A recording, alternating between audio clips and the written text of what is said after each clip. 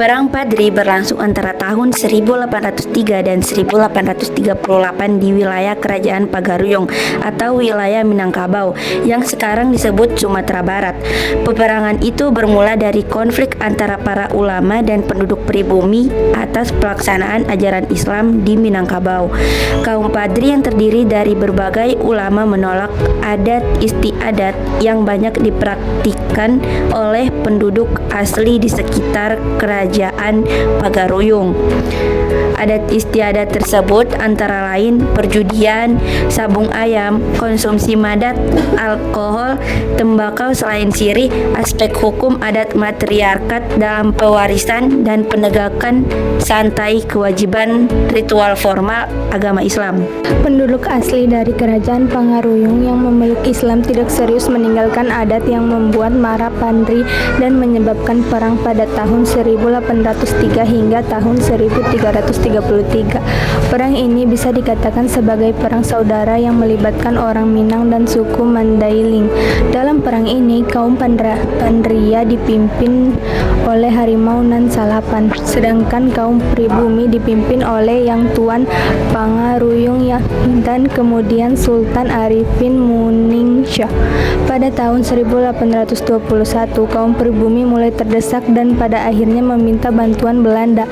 Namun pada akhirnya hal ini merumitkan situasi dari pihak pribumi dan kerajaan.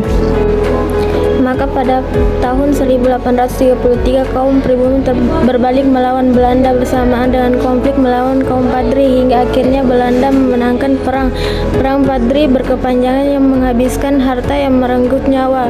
Peperangan itu menyebabkan runtuhnya kekuasaan kerajaan Pagaruyung dan turut menyebabkan merosotnya perekonomian masyarakat sekitar serta tergusurnya penduduk dari daerah konflik. Latar belakang Perang Padri. Perang Padri dimulai tak lama setelah kembalinya 3 ulama haji miskin, Haji Simuanik dan Haji Piobang dari Mekah sekitar tahun 1803 yang ingin memperbaiki syariat Islam yang tidak sepenuhnya diterapkan oleh masyarakat Minangkabau.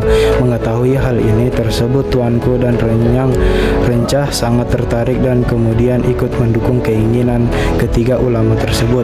Bersama para ulama lainnya, 8 tokoh ini dikenal sebagai Harimau Nan Salapan atau Harimau 8.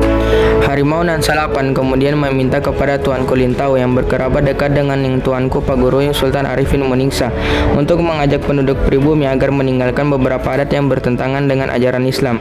Dalam beberapa kali perundingan antara kaum Padri dan masyarakat adat tidak tercapai kesepakatan.